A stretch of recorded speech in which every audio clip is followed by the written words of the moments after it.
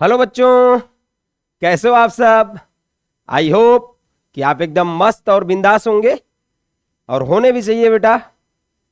I welcome you all in the Drishya batch of class 12th physics. Okay, हम लोग यहाँ कुछ दिन बाद मिल रहे हैं क्योंकि बीच में होली का फेस्टिवल पड़ गया था और फेस्टिवल को भी एंजॉय करना बहुत ज़रूरी है।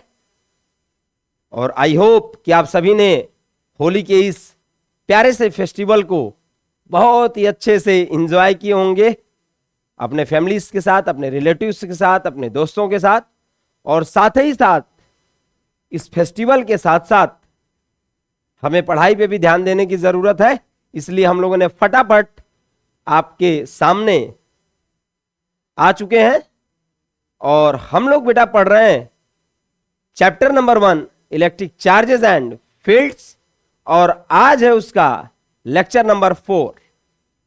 ओके, जो लोग लेक्चर नंबर 3 नहीं देख पाए हैं वो यूट्यूब पे फटाफट टाइप करें lecture number 3 electric charges and fields the educational institute. आप देख के आइए क्योंकि वहां पर कुलॉम्स लॉ के बारे में बताई गई चीजें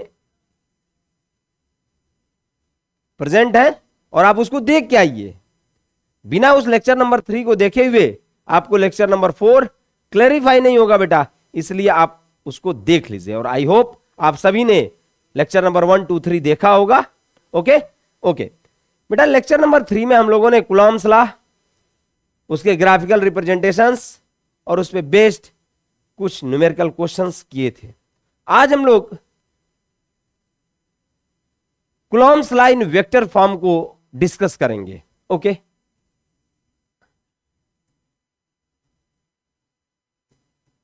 कुलॉम्स लॉ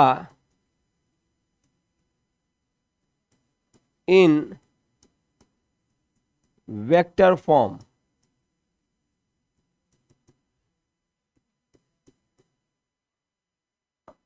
और कई बार बोर्ड एग्जाम्स में पूछा भी गया है बेटा Coulomb's law in vector form. Okay, तो ध्यान से समझिएगा। कोई भी डाउट होगा आपको तुरंत कमेंट बॉक्स में राइट करिएगा कि सर ये नहीं समझ में आया, या कोई कमी होगी तो उसको आप बताने की कोशिश करिएगा। ओके बेटा, इसमें हम लोग केस डिवाइड करेंगे जिसके अंतर्गत हम लोग केस फर्स्ट लेंगे। और कुलॉम्स लॉ आपको पता होगा कि क्या बताता है, interaction between the point charges, interaction between the point charges. तो केस फर्स्ट है बेटा जो है Q1 Q2 greater than 0। Q1 Q2 greater than 0 ये कब पॉसिबल होगा बेटा जो है, if both charges are of same nature, means both are positive और निगेटिव। और आपको पता है कि यदि दोनों पॉजिटिव होंगे या दोनों निगेटिव होंगे बेटा, तो यहां पर पॉजिटिव पॉजिटिव या निगेटिव निगेटिव, तो यहां पर जो नेचर ऑफ फोर्स एक्ट होगा इन between the two point charges, ये क्या होगा, रिपल्सिव, रिपल्सिव फोर्स एक्ट होगा। ओके ठीक, तो केस फर्स्ट है। देखिए, let us consider I have taken 2 point charges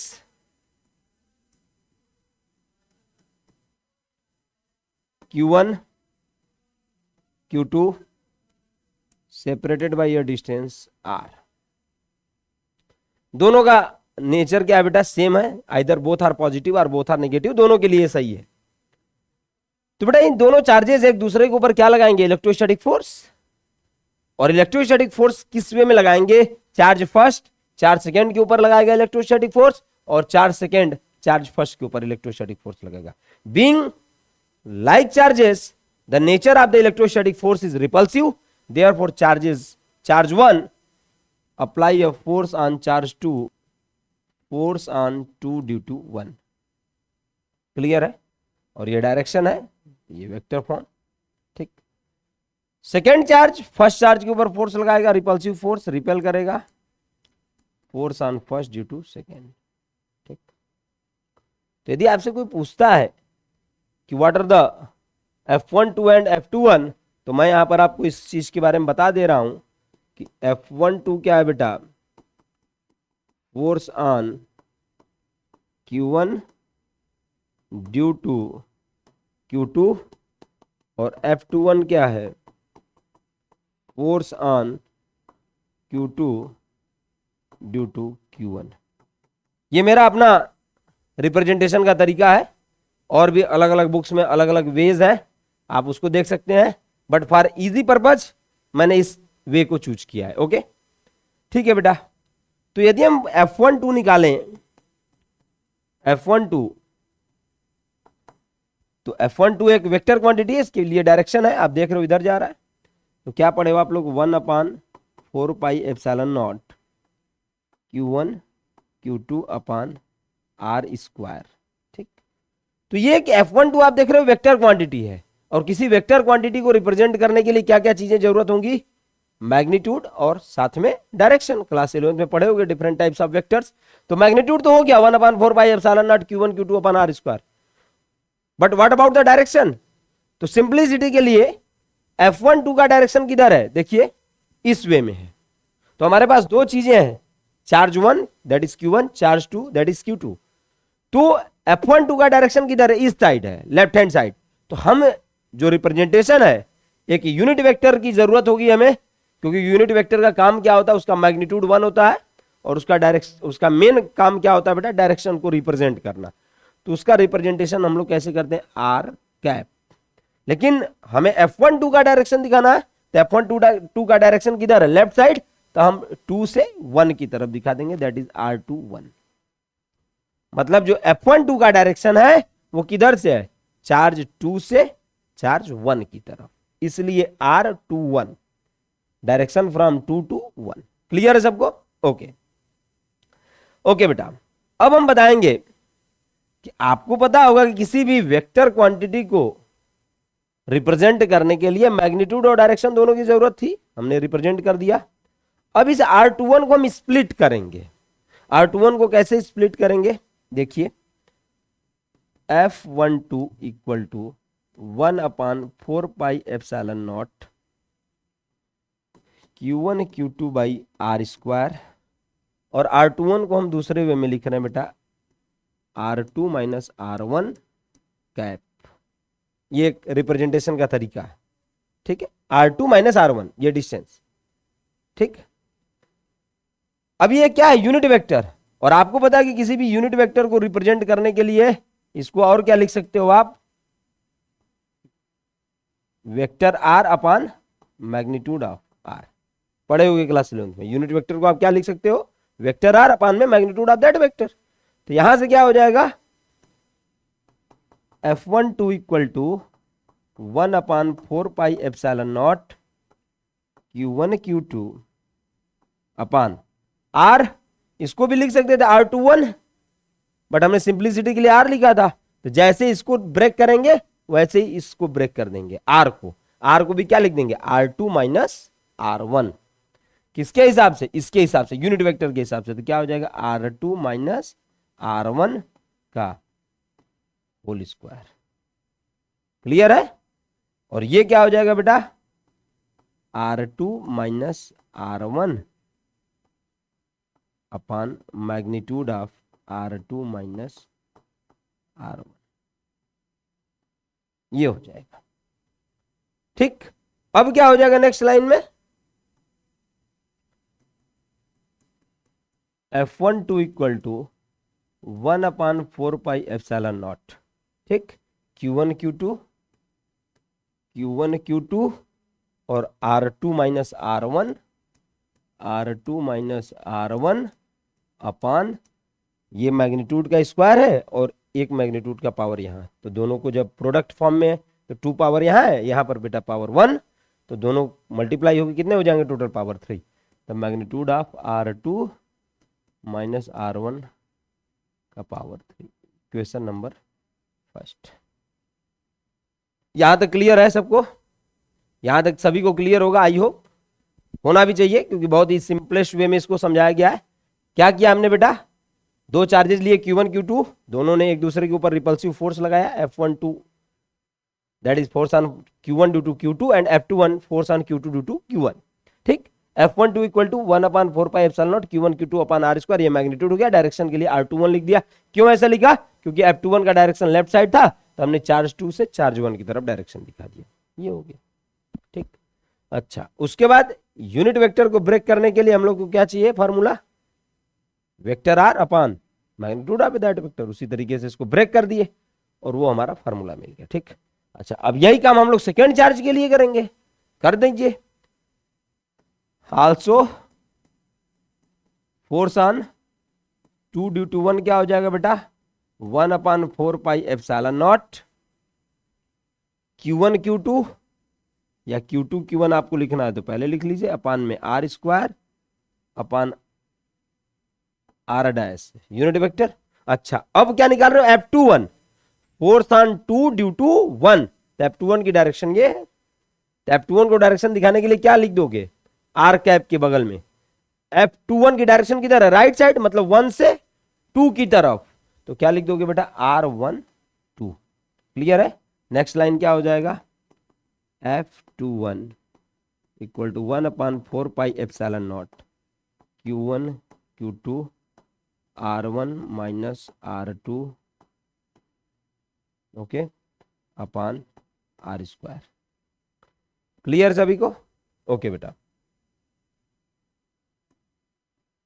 ठीक, देखिए F21 equal to 1/4πε0 Q1 Q2, इसको भी उसी वे में ब्रेक कर देंगे, R1 माइनस R2 सिंप्लिसिटी के लिए स्क्वायर, इसको क्या करेंगे, vector R1 minus vector R2 upon magnitude of vector R1 minus vector R2।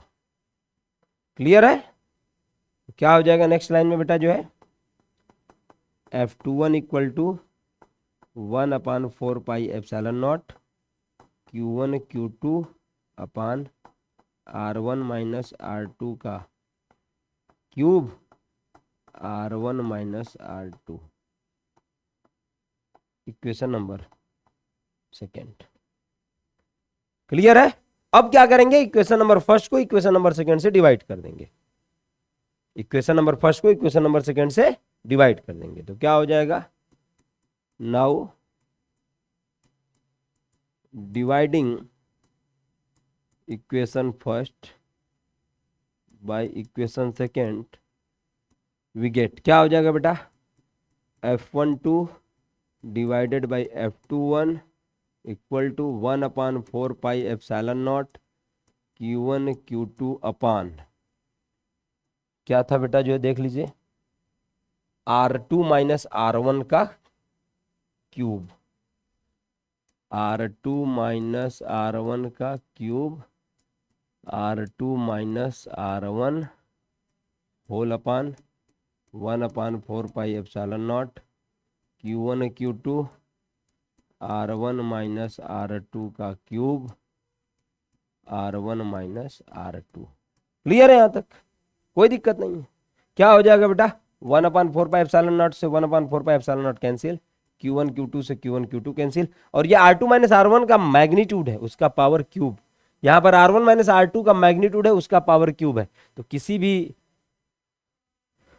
Vector के डिफरेंस का जो मैग्नीट्यूड होता है वो हमेशा पॉजिटिव होता है, तो चाहे आप R2 माइनस R1 का मैग्नीट्यूड निकालिए, चाहे R1 माइनस R2 का मैग्नीट्यूड निकालिए, दोनों क्या होगा, सेम होगा, इसलिए उनके जो क्यूबिक पावर है वो भी आपस में क्या हो जाएंगे, कैंसिल आउट हो जाएंगे। तो क्या बचेगा बेटा नीचे, F12 upon F21 equal to R2 minus R1 upon R1 minus R2।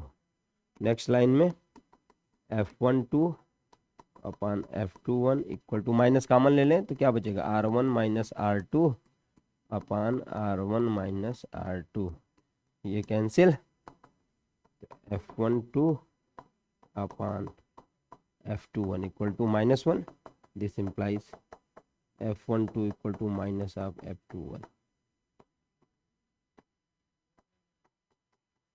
वाह क्या मजा आ गया, ये इक्वेशन नंबर 3 आ गया बेटा। इक्वेशन नंबर 3 में आप क्या देख रहे हो कि F12 equal to negative of F21। यदि हम निगेटिव साइन को हटा दें, यदि निगेटिव साइन को हटा दें तो क्या मिल जाएगा, F12 इक्वल टू F21। मतलब मैग्नीट्यूड सेम है, मैग्नीट्यूड दोनों का सेम है, means both the charges exerting equal force on each other. But what does the negative sign represent? It represents that is the direction of F12 is opposite to that of direction of F21. तो ये तो equal magnitude को represent कर रहा है बेटा, equal magnitude को represent कर रहा है। But what about negative sign? तो आप लिख सकते हो हियर negative sign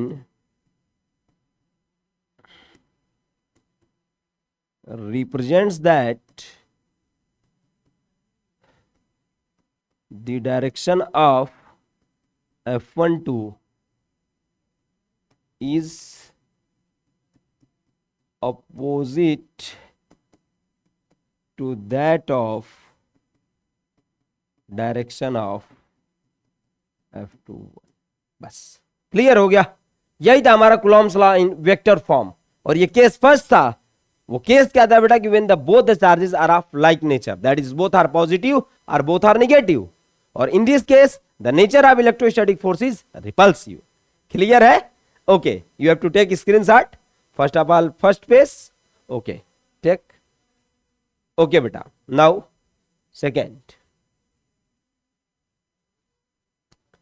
क्लियर है? Okay. Now I am going to the second case, that is when both the charges are of unlike nature. ठीक है? Case second. Case second. Q1 Q2 less than 0। ये क्या show कर रहा है बेटा? Q1 और Q2 का मैग्नीट्यूड क्या लेस देन 0 है। ये कब पॉसिबल होगा? जब charges are unlike, means one is positive or one is negative, और first is negative second is positive। तो एक का नेचर पॉजिटिव है, दूसरे का नेचर नेगेटिव। तो प्लस माइनस करोगे तो ऑलवेज क्या आएगा? माइनस। और माइनस जो आएगा वो जीरो से क्या रहेगा? लेस रहेगा। Means product of Q1 and Q2 is less than 0, that is negative। in the second case first one minus, second one plus।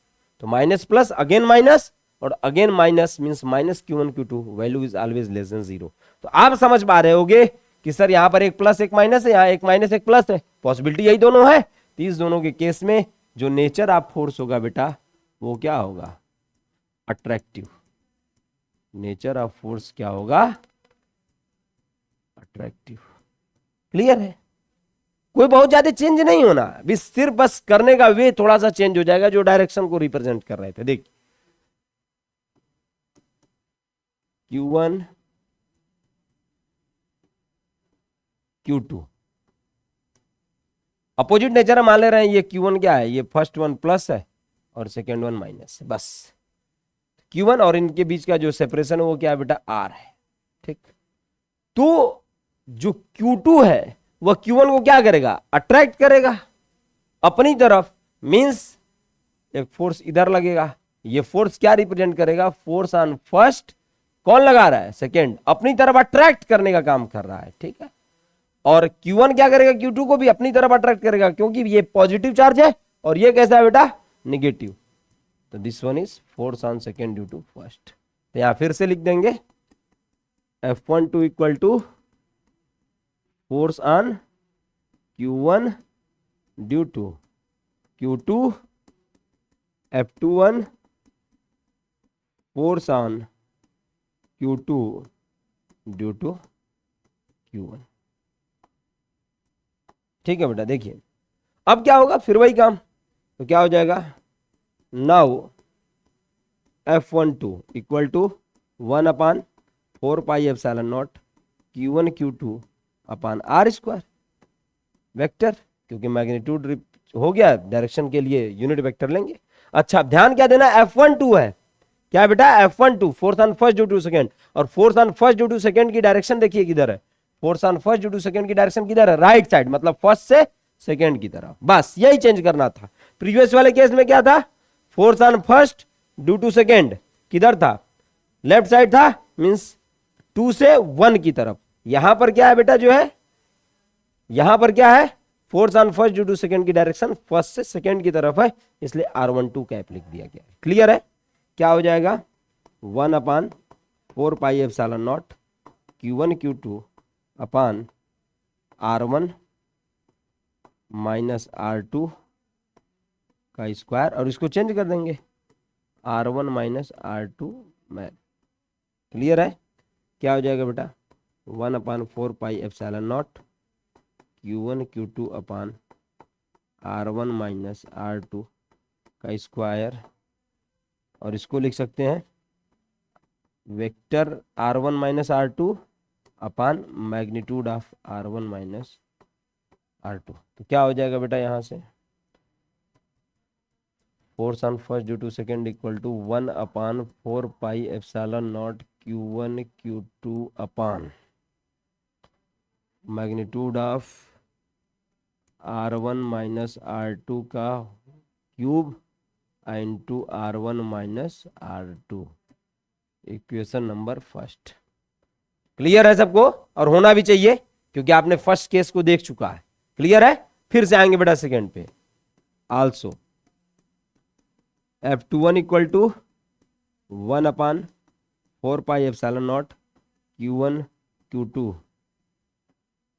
Upon R square R। अब F21 की डायरेक्शन किधर है, F21 2 से 1 की तरफ, तो R21 का कैप क्या हो जाएगा बेटा 1/4 pi epsilon naught Q1 Q2 upon R2 minus R1 का स्क्वायर, R2 माइनस R1 ये cap 1/4 pi epsilon naught Q1 Q2 upon R2 minus R1 का whole square into R2 minus R1 upon R2 minus R1।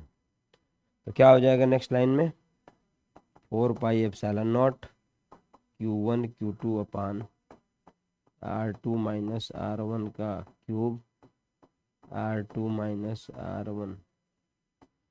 Clear है, और ये क्या हो जाएगा बेटा F21, इक्वेशन नंबर 2। क्लियर है, फिर क्या कर देंगे, डिवाइड कर देंगे। तो now equation first divided by equation second, we get. Clear, क्या हो जाएगा F12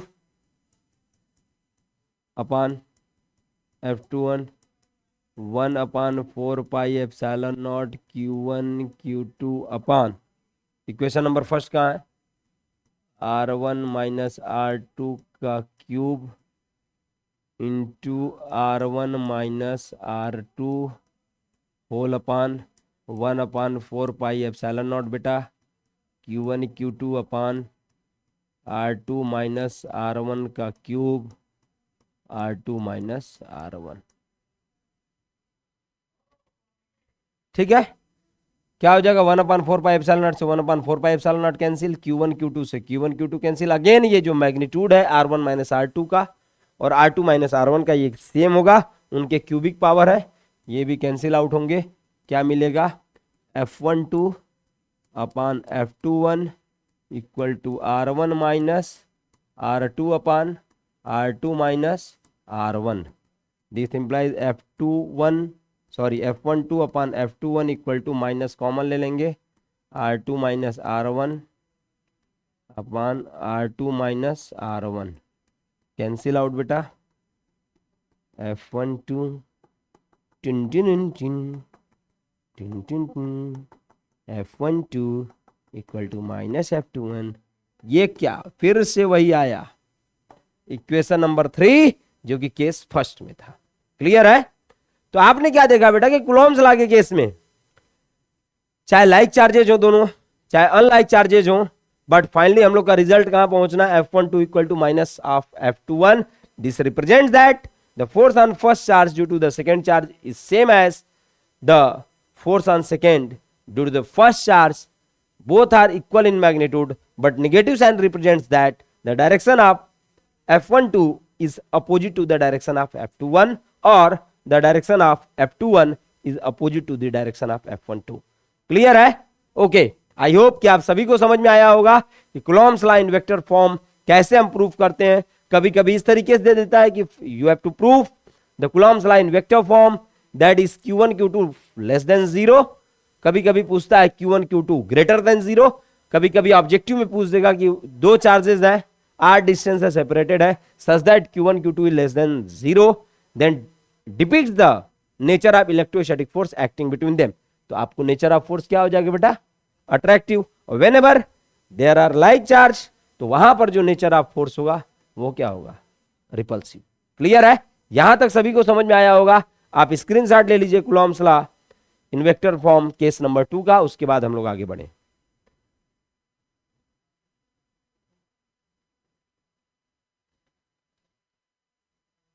ओके, अब हम लोग पढ़ेंगे बेटा जो है difference between the electric charges and mass. Difference between electric charges and mass. Okay,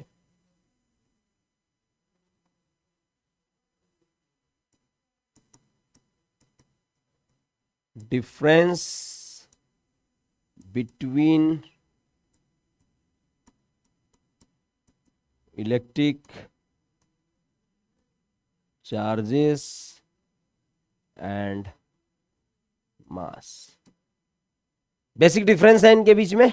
one by one हम लोग इस चीज को देखेंगे. ओके,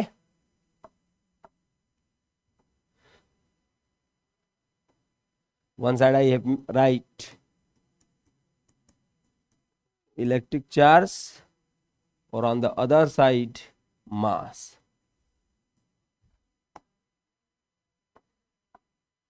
फर्स्ट, अब तक आप लोग जान गए कि इलेक्ट्रिक चार्ज है क्या, और आप लोग ये बेसिक सा कॉन्सेप्ट इलेक्ट्रिक चार्ज के बारे में भी जान गए हो कि इलेक्ट्रिक चार्ज के दो तरीके के नेचर होते हैं. That is one is positive and one is negative.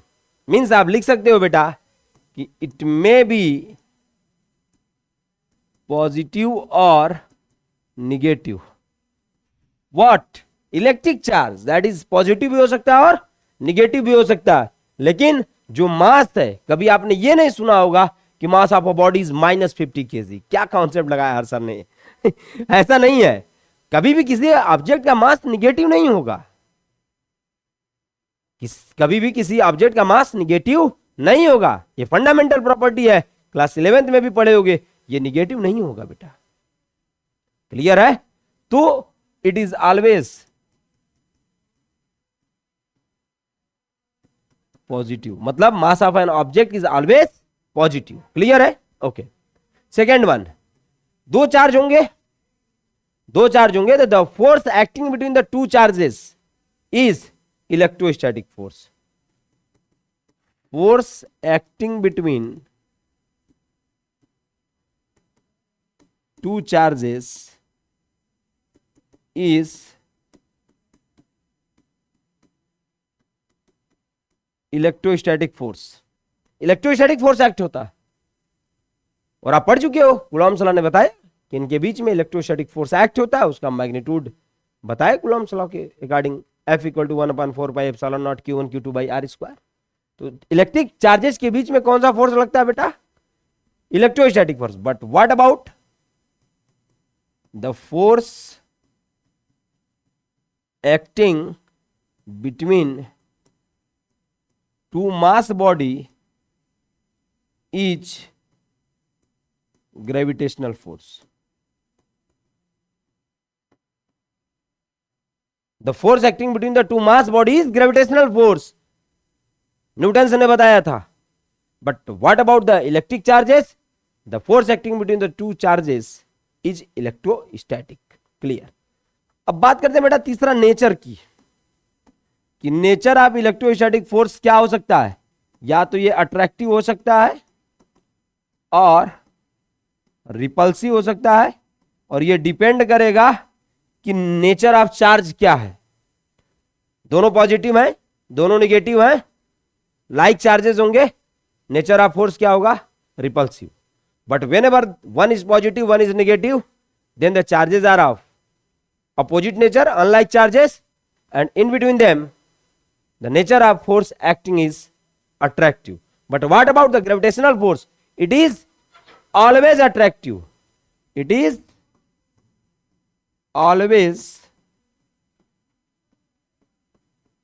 always attractive. Clear है? Next, force. फोर्थ की हम बात करें कि charge without mass is not possible. Charge without mass is not possible. क्यों पॉसिबल नहीं है? क्यों पॉसिबल नहीं है? Charge without mass is not possible. क्यों पॉसिबल नहीं है? क्योंकि आपको पता है यदि कोई ऑब्जेक्ट है और ऑब्जेक्ट मैटर से ही बना होता है, तो मैटर कितना अमाउंट में प्रेजेंट है किसी ऑब्जेक्ट के अंदर, उसी को हम लोग क्या बोलते हैं, मास.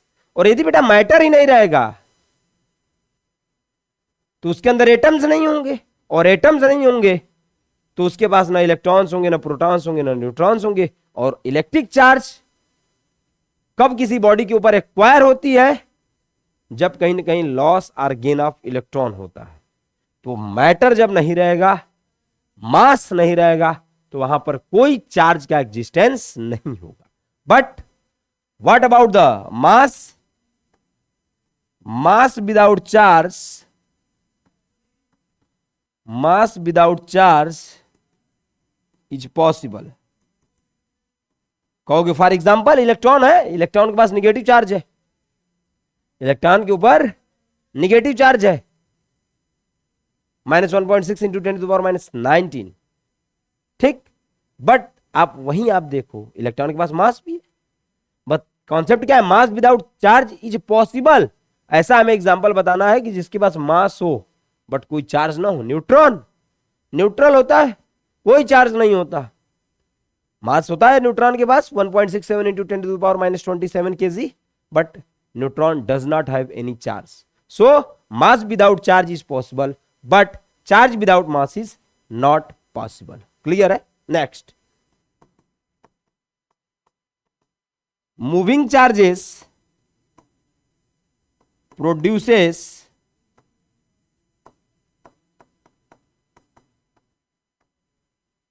Electric current. चार्ज यदि कहीं फ्लो कर रहा है, चार्ज यदि कहीं फ्लो कर रहा है बेटा, तो इलेक्ट्रिक करंट को प्रोड्यूस कर सकता है.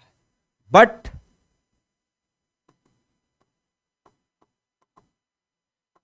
moving mass does not produce electric current. Electric current ये प्रोड्यूस नहीं करेगा. क्लियर है? Okay. Next 6, electrostatic force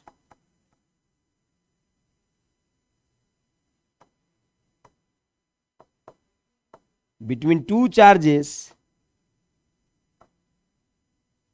may be cancel out. Electric charge जो होते हैं दो बॉडीज के बीच में, वो कैंसिल हो सकते हैं. But what about the gravitational force? वो कभी कैंसिल नहीं होंगे, वो कभी कैंसिल नहीं होंगे. तो what about the mass? Gravitational force between two mass body cannot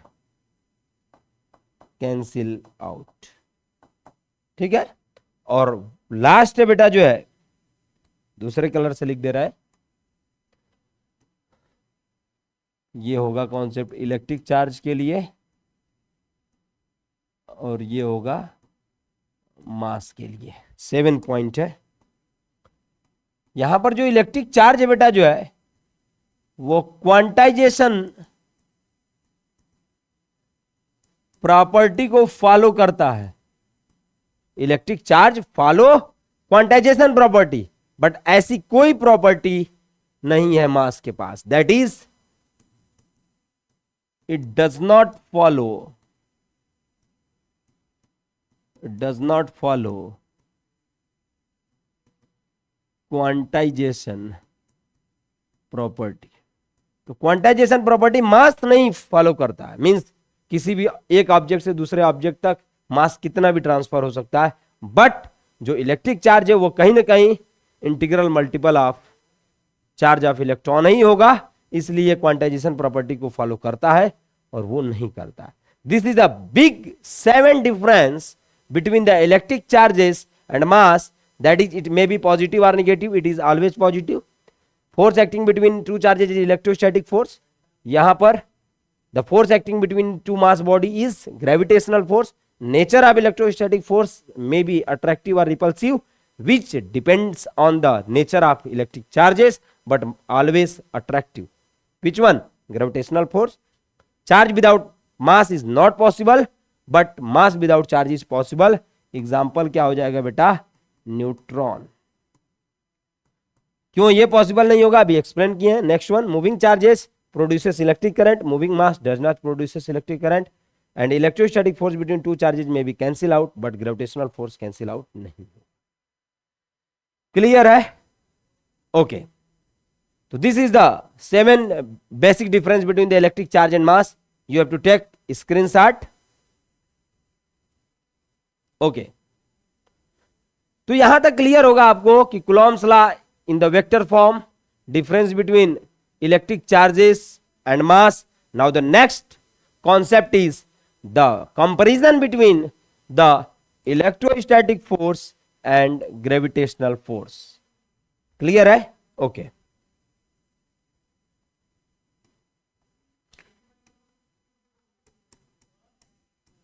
comparison between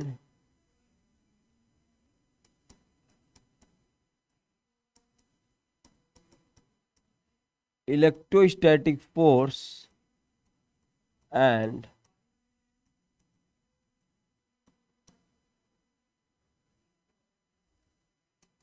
gravitational force. Clear है? तो फर्स्ट ऑफ ऑल कंपैरिजन की हम बात कर रहे हैं तो कहीं ना कहीं कुछ इन दोनों के बीच में सिमिलरिटीज होंगी और कहीं ना कहीं इन दोनों के बीच में डिसिमिलरिटीज होंगी। तो first of all I am going to discuss similarities.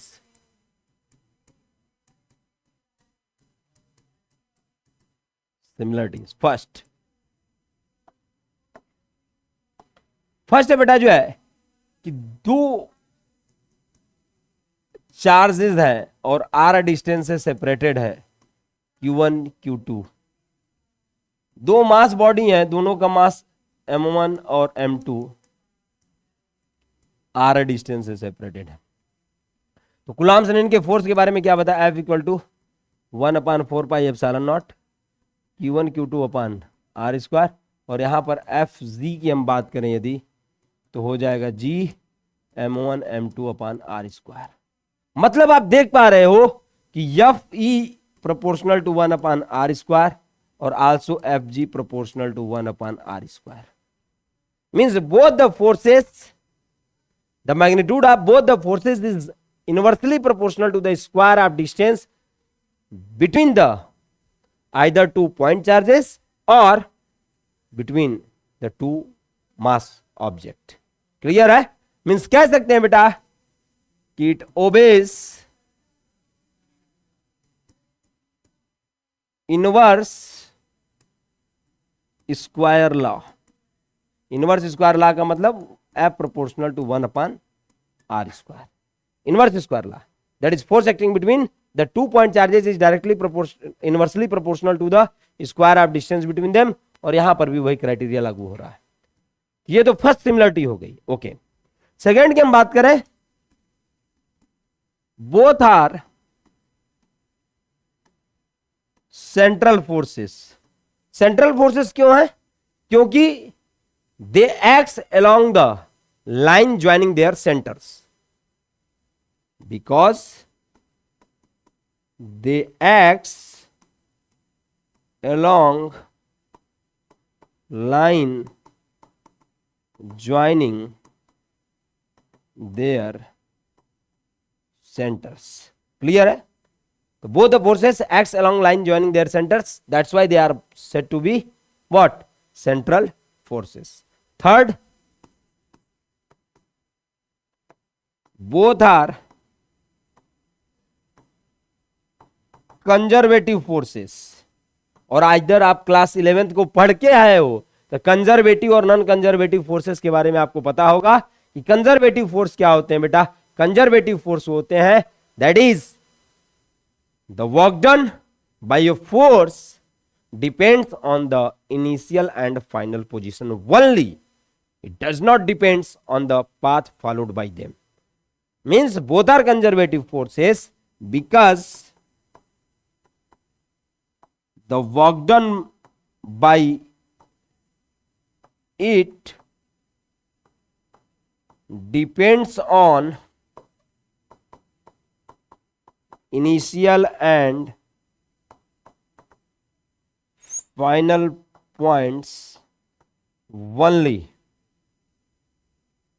only, not on the path followed by them, not on the path followed by them. Clear है? तो both are conservative forces, because the work done by it depends on initial and final points only, not on the path followed by them. किस वे से initial to final गए हैं इस पे depend नहीं करता उनके द्वारा किया गया work done. Next, third, fourth, both are long range order force. दोनों लॉन्ग रेंज ऑर्डर है, उनके बीच की डिस्टेंस, दो ऑब्जेक्ट्स की, दो मास बॉडी के बीच की डिस्टेंस, दो पॉइंट चार्ज बॉडी के बीच की डिस्टेंस, कुछ भी हो, उनके बीच में कहीं ना कहीं इलेक्ट्रोस्टैटिक फोर्स और ग्रेविटेशनल फोर्स एक्ट होंगे। तो कहीं ना कहीं वो लॉन्ग रेंज ऑर्डर फोर्सेस है कि ऑब्जेक्ट यहां पर है, अर्थ और सन के बीच में ग्रेविटेशनल फोर्स एक्ट हो रहा है, और in between the earth and sun how much distance is there? 115 crore kilometre. So this is too much distance and the gravitational force exists. In the same way, for this distance, electrostatic force also exists, but maybe magnitude will be small. Clear hai beta? Okay, next. Both the forces can be operated in vacuum. दोनों force vacuum में operate हो सकते हैं, जहां पर कोई particle की need न हो वहां पर ही दोनों ये फोर्स एक्ट्स हो सकते हैं। और sixth, both the forces directly proportional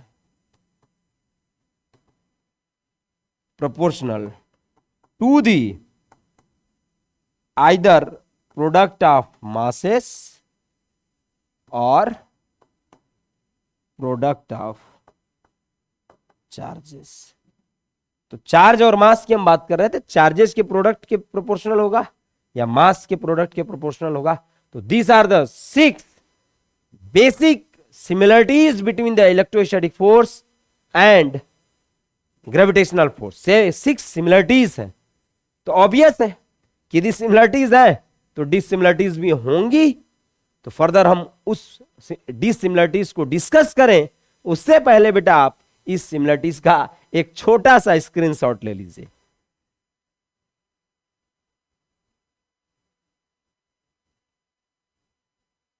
okay, आइए डिसिमिलरिटीज की बात करते हैं बेटा। डिसिमिलरिटीज,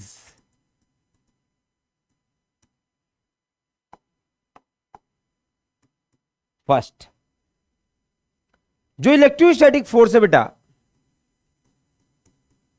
इलेक्ट्रोस्टैटिक फोर्स है, ठीक, और दूसरा हम क्या पढ़ रहे हैं? Gravitational force. तो इनके नेचर की हम बात करें तो इलेक्ट्रोस्टैटिक फोर्स का नेचर अट्रैक्टिव भी हो सकता है, रिपल्सिव भी हो सकता है। अभी तक इलेक्ट्रिक चार्जेस के और मास के बारे में डिफरेंस देखे थे, वहां पर इलेक्ट्रिक चार्जेस का नेचर कुछ भी हो सकता था, पॉजिटिव और नेगेटिव, लेकिन यहां पर जो नेचर ऑफ इलेक्ट्रोस्टैटिक फोर्स है वो अट्रैक्टिव हो सकता है या repulsive, but what about the gravitational force, it is always attractive. तो ये एक डिसिमिलरिटीज हुआ, क्लियर है? Okay, second,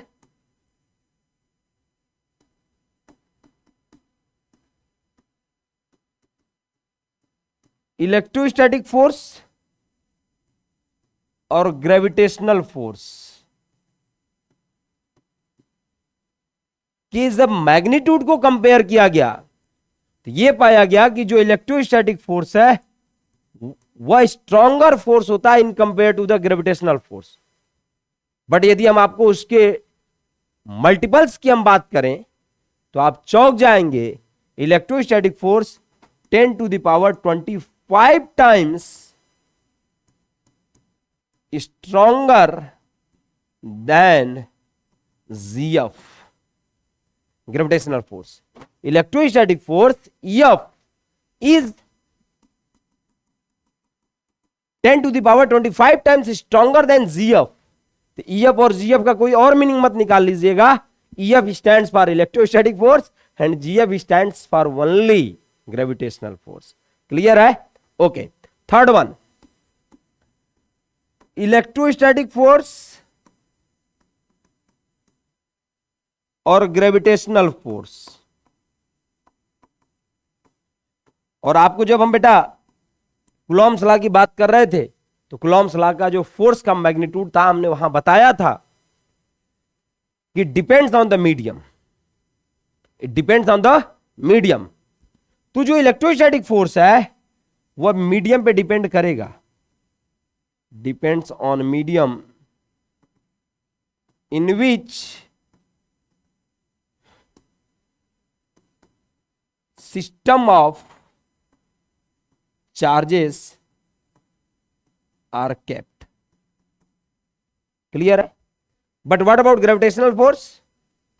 it does not depends, it does not depends on medium।